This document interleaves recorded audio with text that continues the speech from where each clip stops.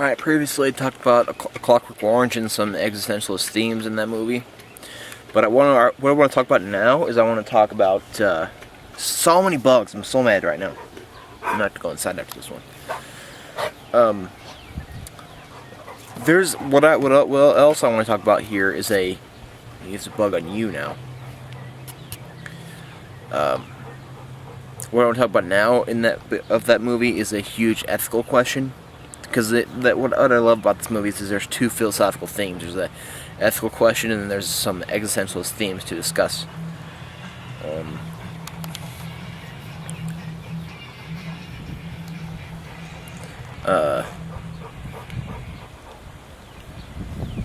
it's Metallica. I love Metallica. Never mind.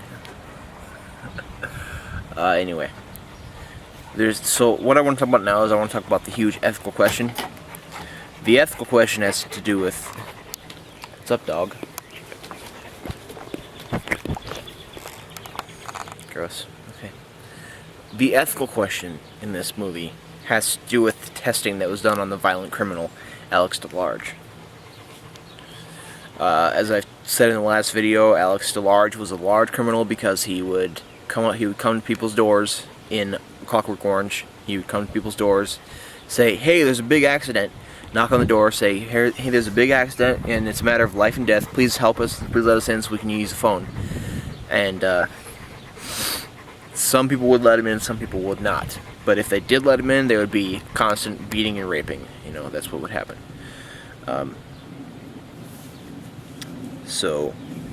But then once Alex got caught, because basically he was a huge asshole, and then Alex's droogs basically threw him under the bus because he was being an asshole to him, so they basically let him get caught by smashing a bottle of milk in his face and leaving him there after one of their crimes to get caught by the police. So then he was put in jail 2 years, and then they had this testing, and then Alex was just like, "I just want to be good." So then he decides to get this new testing where they would make the violent criminal never want to do violent things like raping and beating ever again, and that he would never want to do that ever again, and would hate all of that, and would never have to come to prison ever again. So what these doctors do to him is they put him in front of a movie screen, take his eyes with clamps and put them open like this, so that they stay open as wide as possible. And then a guy sits next to him with his water dropper and continuously puts drops of water on his eyes so that his eyes don't dry out, her being not blinking, And he sits there and he watches violent things, violent beating and stuff like that being done to some music in the background. And he does this for 2 weeks, like maybe a few times every day for 2 weeks. And every time he thinks about beating and raping, the things he loves to do, or sees it done, he gets sick. He starts to gag a little bit.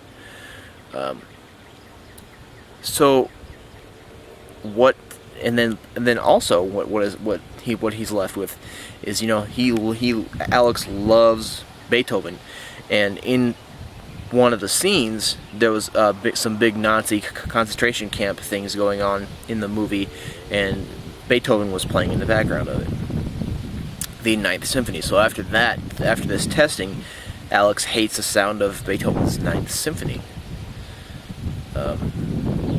So this leaves him hating beating and raping and getting sick whenever that happens, whenever he thinks about having sex or, beating people up. And he gets sick whenever he hears the Ninth Symphony. So this kind of leaves him in a kind of a screwed up state, Yeah, it does. And then after his 2 weeks of testing, the doctors, they present him a half naked woman with she has a bottom on, but she with a half naked woman, and he thinks about doing her, but gets sick as he's thinking about it, because that's one of the things he was trained by this test to hate and to be disgusted at. So you can't even do it. So this is done in front of an audience to show what this test has done. So the huge ethical question here is this right to do to even a violent criminal such as Alex DeLarge?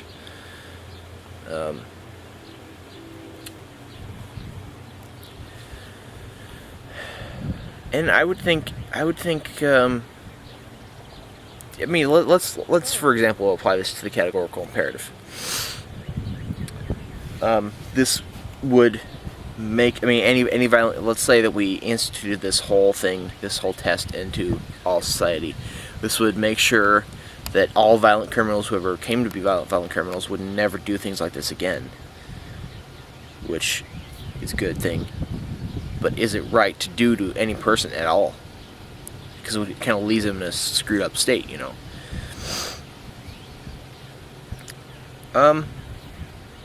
I would say that if you can do something like that, to have that much power over a person, I think it has to be unethical.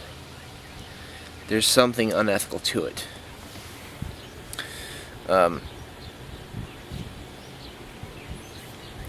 just flicked myself in the eye. Alright. Because there's bugs everywhere. Anyway.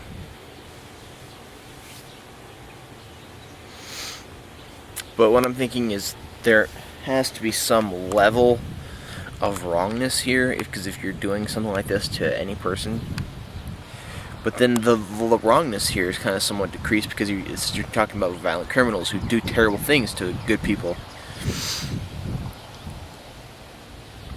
and to which I think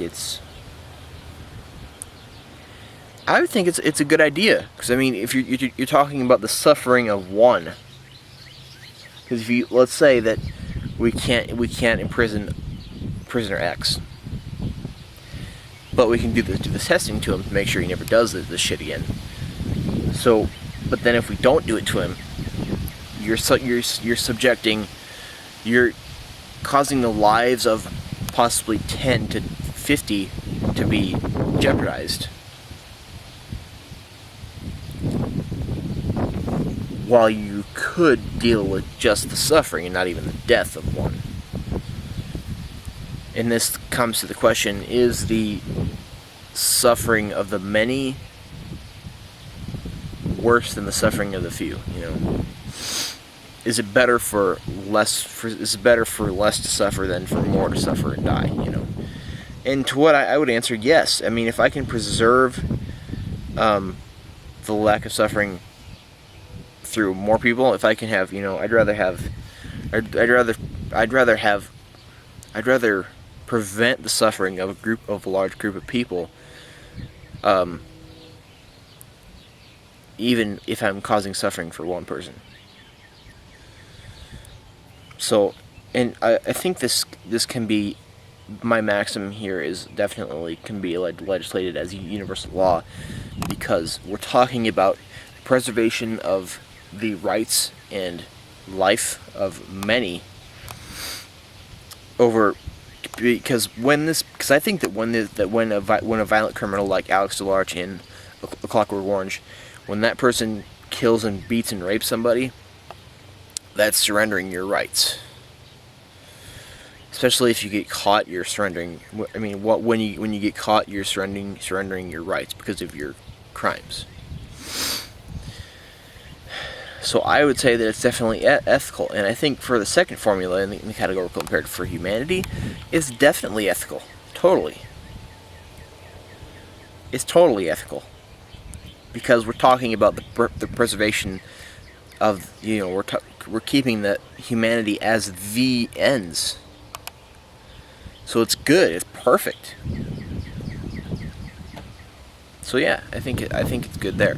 And if we're legislating the kingdom of ends, this is definitely one of them, because we're talking about, you know, preserving. We're talking about preserving the many. We're preserving the happiness and sanity and rights of the many. But I think, I mean, is it right to do to any human? But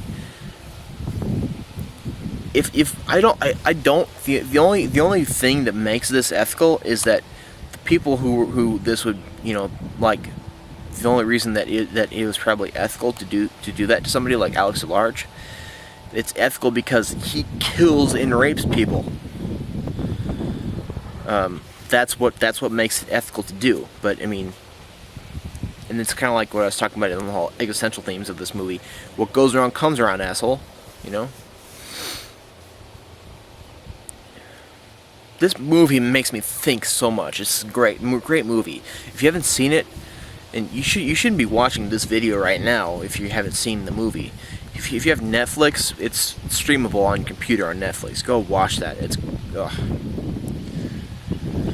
I have a lot of thoughts, but I'm going on 10 minutes here, so I'm going on 11 minutes here. But I don't know. I want to think about that because, I mean, just, is that really ethical though? I mean, even if does that make it ethical? Even though, I mean, is it ethical just because they did something bad? I mean, is it maybe it's not truly ethical just because they did bad things. We can do bad things to him. Maybe that's not maybe that's not an ethical paradigm. I don't know, but I don't know. Think about it.